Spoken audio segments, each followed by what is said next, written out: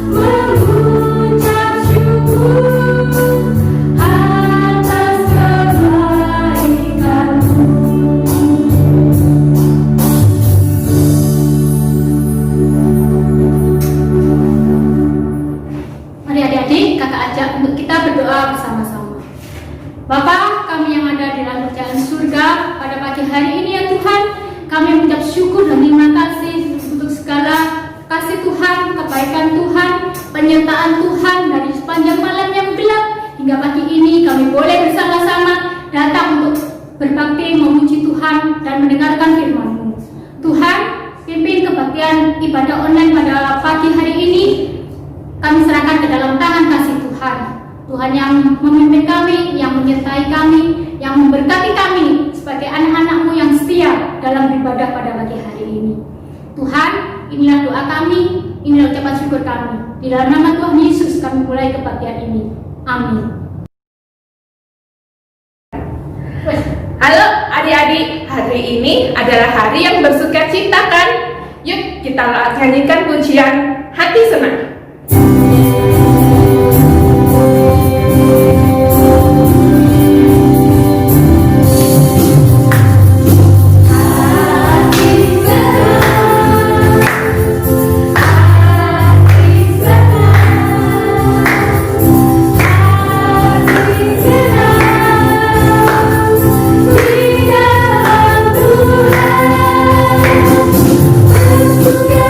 Kita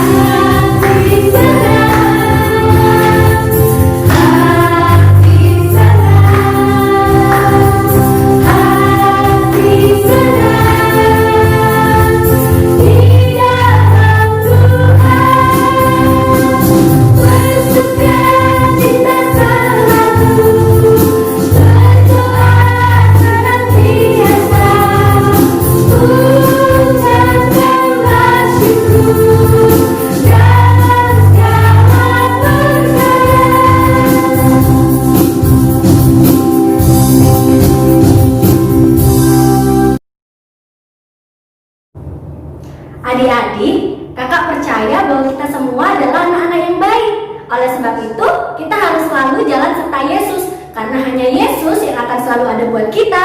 Di saat kita suka, di saat kita duka, Tuhan Yesus selalu ada buat kita. Yuk kakak mau ajak kita semua untuk kita menyanyikan satu pujian yang berjudul Jalan Serta Yesus.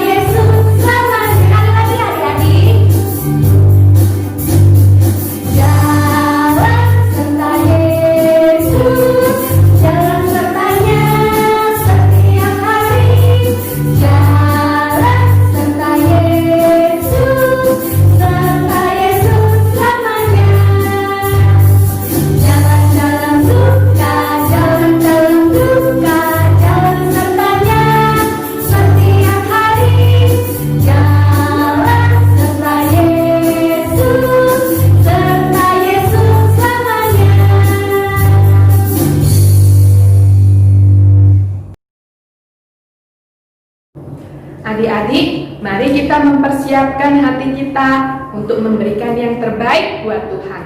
Kita pujikan pujian bersyukur.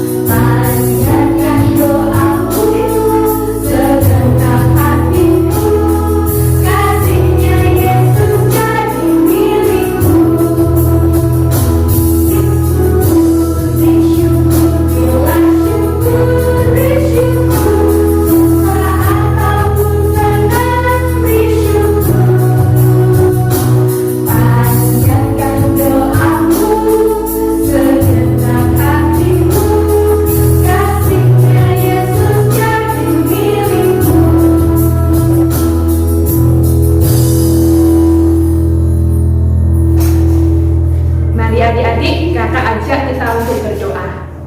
Tuhan Yesus, terima kasih Engkau sudah memberkati Papa dan Mama. Tuhan, ini sedikit persembahan dari kami. Biarlah persembahan ini dapat memperluas kerajaan-Mu di tempat ini. Terima kasih Tuhan Yesus. Inilah seruan doa permohonan ucapan syukur kami. Amin. Adik-adik, tiba saatnya kita akan mendengarkan kebenaran firman Tuhan.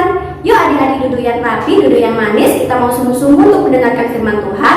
Sebelumnya kakak akan ajak kita semua untuk menaikkan satu pujian yang berjudul Ku Ingin Dengar Cerita.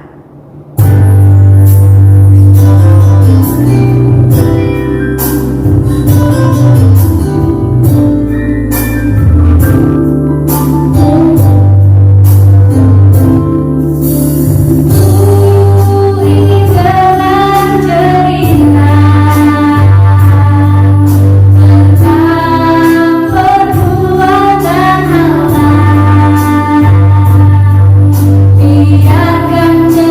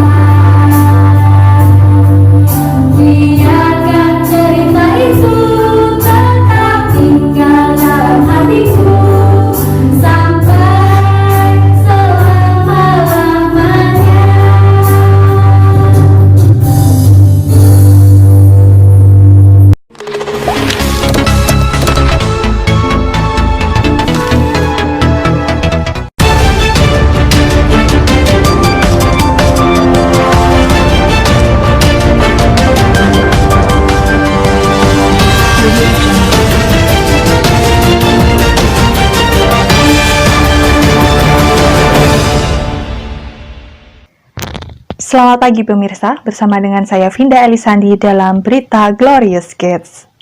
Belakangan kita mendengar sebuah berita yang sangat mengejutkan di mana ada beberapa orang yang rela menjual hartanya untuk mendapatkan sesuatu yang lain. Berita yang pertama datang dari seseorang yang rela menjual harta bendanya untuk mendapatkan sebuah ladang atau membeli sebuah ladang. Dan berita yang kedua datang dari seseorang yang rela menjual harta bendanya hanya untuk membeli sebuah mutiara. Aneh ya? Bagaimana sebenarnya kisah ini berlangsung? Saya dan tim akan mengajak seluruh pemirsa untuk bersama-sama menyaksikan berita eksklusif dari kami tentang bagaimana orang-orang ini rela menjual harta benda mereka untuk mendapatkan sesuatu yang jauh lebih berharga. Mari kita simak beritanya. Selamat pagi pemirsa, dengan reporter Glorious Kids di sini. Hari ini saya akan melaporkan tentang sebuah peristiwa yang fenomenal di mana ada beberapa orang yang menjual harta milik mereka untuk mendapatkan harta karun dan juga mutiara yang sangat berharga. Berita pertama datang dari seseorang yang rela menjual harta bendanya, yaitu ternak, rumah, dan mungkin kebun juga, untuk mendapatkan sebuah ladang di mana dia bisa menemukan harta karun yang berharga. Peristiwa ini terjadi ketika bapak tersebut melakukan penggalian di sebuah kebun yang bukan miliknya. Ketika bapak ini menemukan sebuah kotak yang berisi harta karun, ia memutuskan untuk membeli kebun tersebut supaya kebun tersebut menjadi miliknya. Oleh sebab itu, dia kembali ke rumahnya dan dia menjual harta bendanya untuk mendapatkan kebun di mana dia menemukan harta karun yang sangat-sangat berharga tersebut. Berita yang kedua datang dari seseorang yang menemukan mutiara yang sangat-sangat berharga.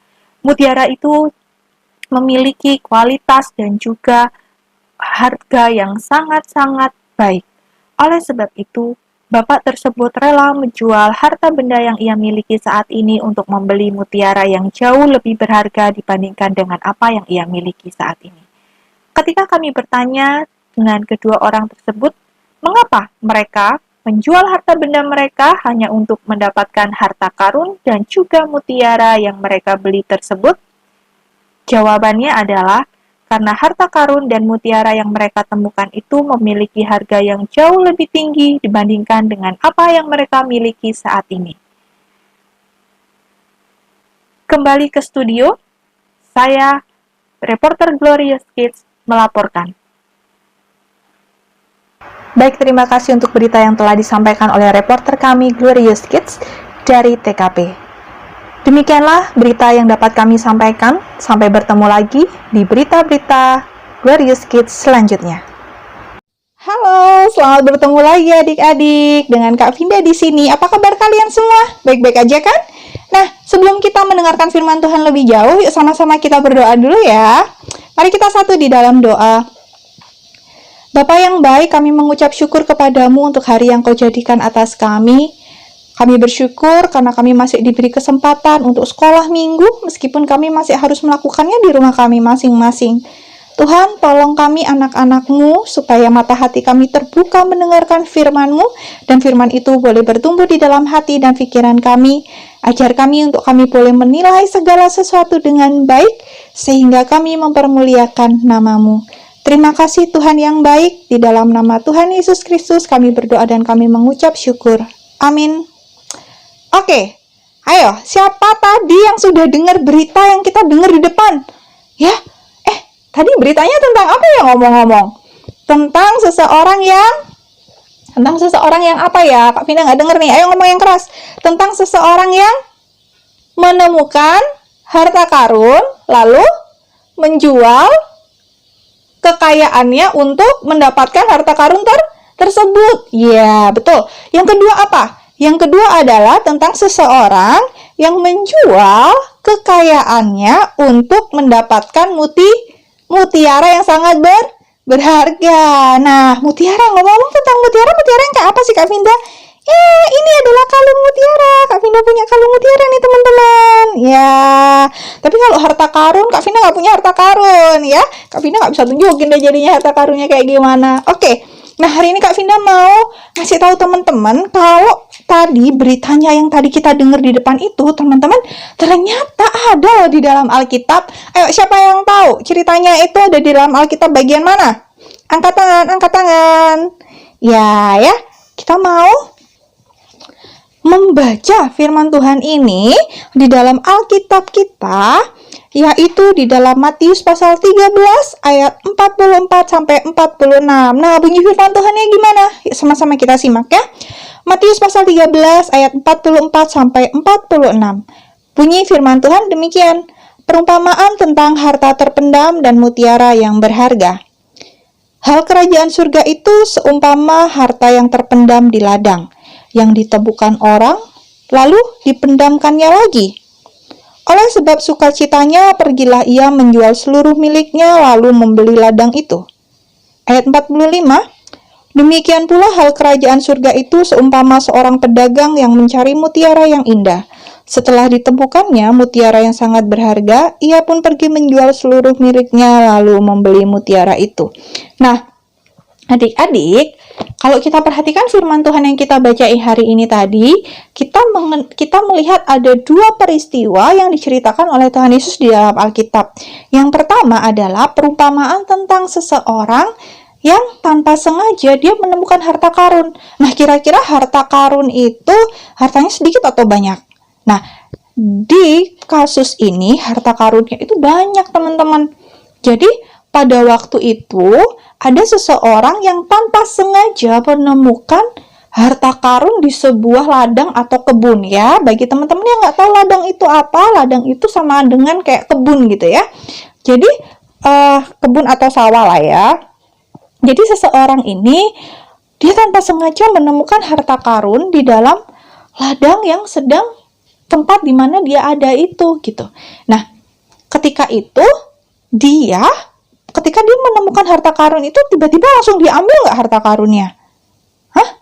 Ternyata enggak, teman-teman. Kenapa? Karena kalau dia langsung ambil harta karunnya itu, ketahuan sama orang yang punya kebun itu, kira-kira harta karunnya bakalan dikasihin nggak ya?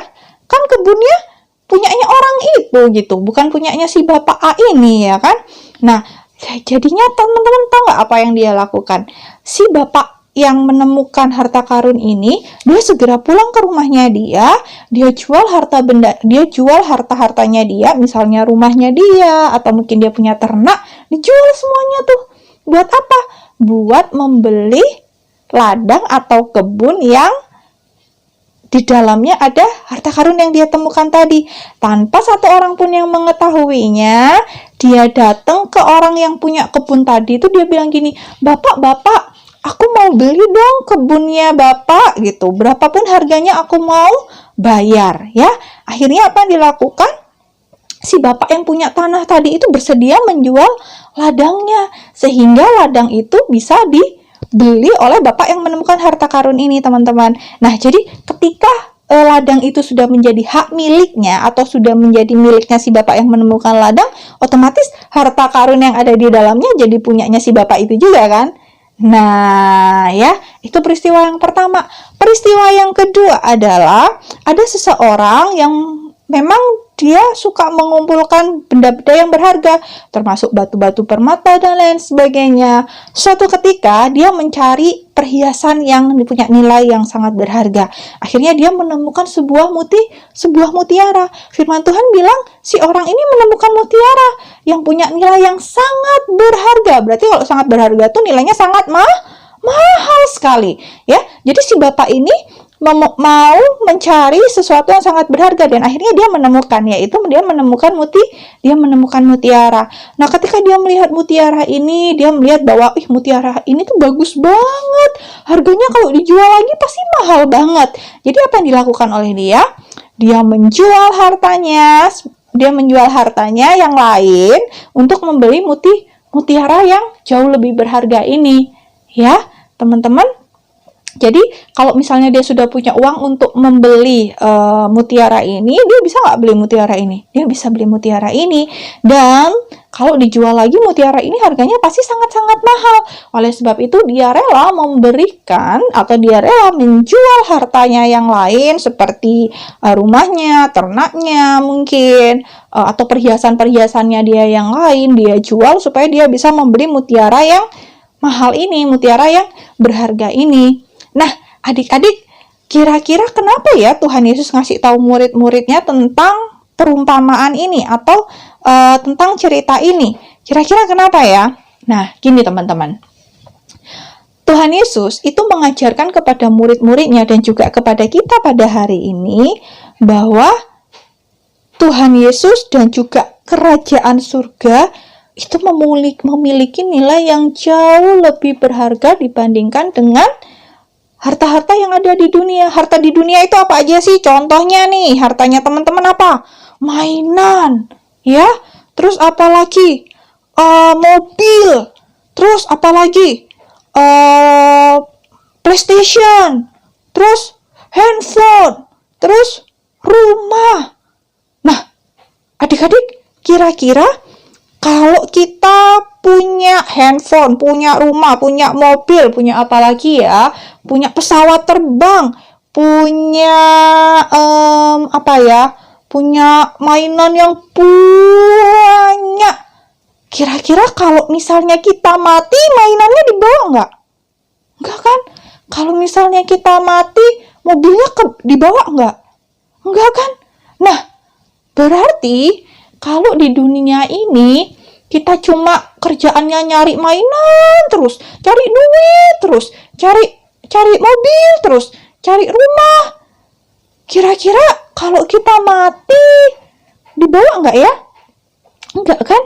Nah, hari ini tuh Tuhan mau ngajarin sama kita bahwa harta yang kita miliki di dunia ini nggak ada apa-apanya dibanding dengan nilai yang kita miliki di surga. Kalau kita percaya sama Tuhan Yesus, kalau kita taat sama Tuhan Yesus, taat itu apa sih? Taat itu melakukan apa yang Tuhan Yesus perintahkan. Contohnya apa yang Tuhan Yesus perintahkan? Gak suka bohong, gak suka mencuri, gak suka ngejekin teman, gak suka nyontek, gak suka apa lagi? Ya, pokoknya segala sesuatu yang berhubungan dengan dosa Tuhan Yesus nggak suka. Nah, kalau kita mau mendapatkan harta yang jauh lebih berharga daripada harta-harta yang ada di dunia, syaratnya cuma satu. Kita sungguh-sungguh percaya kepada Tuhan Yesus dan kita melakukan apa yang Tuhan Yesus kehendaki di dalam hidup kita, nggak lagi berbuat dosa, sungguh-sungguh percaya kepada Tuhan Yesus, melakukan apa yang Tuhan Yesus kehendaki di dalam hidup kita. Kak, emangnya apa yang Tuhan Yesus mau di dalam hidup kita untuk kita lakukan? Nah, kalau kalian bertanya seperti itu, kalian bisa temukan jawabannya di dalam Alkitab. Nih ya, di dalam Alkitab. Well, kitabnya Kak Vinda sudah sampai seperti ini karena setiap hari dibaca ya. Adik-adik, kita nggak akan pernah bisa mendapatkan kerajaan surga kalau kita tidak sungguh-sungguh percaya kepada Tuhan Yesus. Kita nggak akan pernah bisa mendapatkan surga kalau kita nggak hidup taat sama Tuhan Yesus. Oleh sebab itu, melalui cerita hari ini, kita diajarkan oleh Tuhan Yesus bahwa Tuhan Yesus dan kerajaan surga itu adalah harta karun yang sangat-sangat berharga dan mutiara yang sangat-sangat indah, lebih daripada apa yang bisa kita temukan di dunia ini. Oleh sebab itu, yang harus kita lakukan adalah senantiasa mencari Tuhan. Nggak boleh bolos-bolos sekolah minggu. Nggak boleh males berdoa. Dan harus rajin membaca firman Tuhan. Supaya apa? Supaya kita semakin hari semakin kenal sama Tuhan Yesus. Supaya kita semakin hari semakin mengasihi Tuhan Yesus. Oleh sebab itu, mulai sekarang yuk sama-sama kita putuskan bahwa untuk mendapatkan kerajaan surga dan untuk mendapatkan Yesus di dalam hidup kita, kita harus rela memberikan waktu kita untuk berdoa, memberikan kesenangan kita. Kalau misalnya satu hari kita mainnya 10 jam, ya, mulai sekarang kita ambil waktu 1 jam aja untuk berdoa, untuk belajar firman Tuhan, ya. Oke, adik-adik, sebelum kita lanjut lebih jauh, nanti ya kita mau berdoa dulu ya. Kak Vinda mau pimpin dalam doa. Teman-teman semuanya lipat tangannya, tutup matanya, kita berdoa.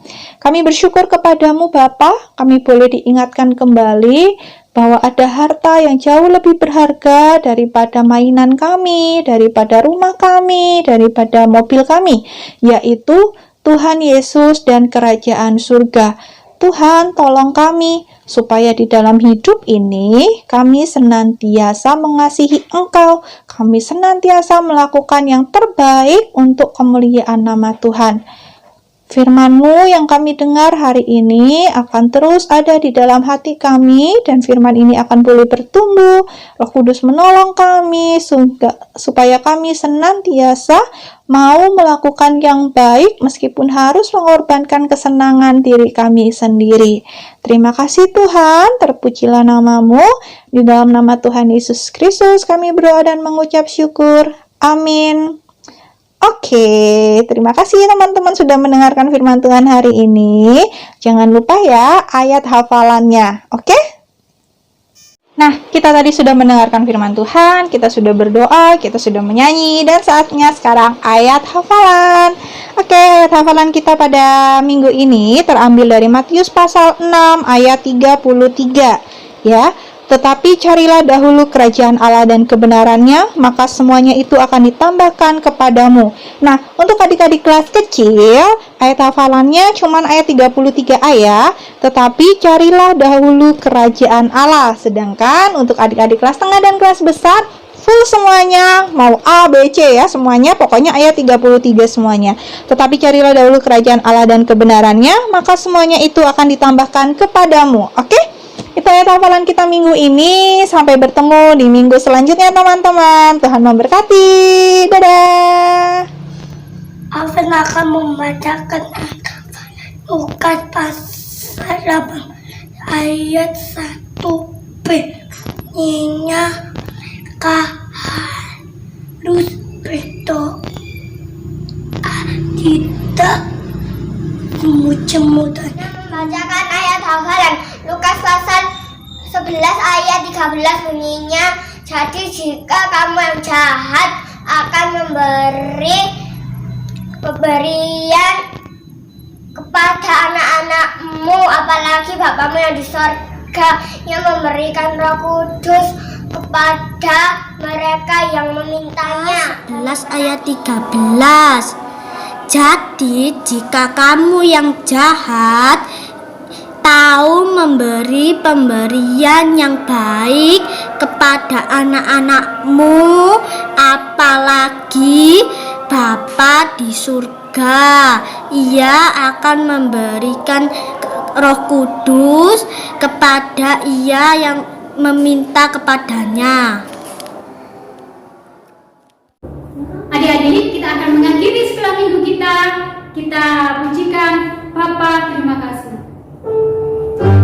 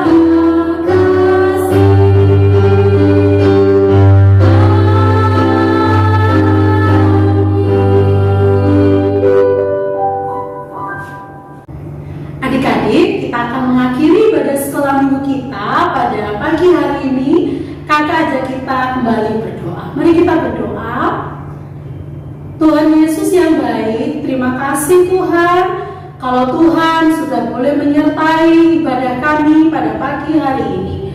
Kami sudah memuji Tuhan, menyembah Tuhan, memberikan persembahan, dan kami sudah mendengarkan firman Tuhan. Tolong kami Tuhan, jadikan kami anak-anak yang selalu setia melakukan firman Tuhan di dalam kehidupan kami. Terlebih biarlah kami boleh menjadikan Tuhan Yesus yang nomor satu, yang terutama, yang terpenting di dalam kehidupan kami. Karena Engkau Tuhan yang sudah menjadi juru selamat di dalam kehidupan kami. Terima kasih Tuhan Yesus yang baik. Tuhan, kami juga menyerahkan kehidupan kami dalam 1 minggu ke depan. Tuhan berkati, berikan kami kesehatan, kekuatan, kepintaran dalam kami belajar. Berkati juga orang tua kami Tuhan, dalam pekerjaan mereka. Tuhan menolong segala yang kami perlukan dalam kehidupan kami. Kami percaya Tuhan akan mencukupkan semuanya. Ajar kami terus beriman dan percaya hanya kepada Tuhan Yesus. Terima kasih Tuhan Yesus yang baik. Terima kasih adik-adik sekalian. Sebelum kita mengakhiri ibadah kita pada pagi hari ini, kita arahkan hati dan pikiran kita. Kita terima berkat Tuhan. Kiranya kasih setia dari Allah Bapa di surga, anugerah keselamatan dari Tuhan Yesus Kristus, kekuatan penghiburan, pertolongan, penyertaan dari Allah Roh Kudus menyertai kehidupan kita, sekolah kita, keluarga kita dari sekarang sampai selama-lamanya. Amin. Selamat hari Minggu adik-adik. Tetap jaga kesehatan ya. Tetap rajin belajar dan tetap berdoa. Sampai jumpa minggu depan. Tuhan Yesus memberkati. Dadah. Yesus serta Yesus selamanya. Jalan dalam suka, jalan dalam duka, jalan sertanya setiap hari. Jalan dalam suka.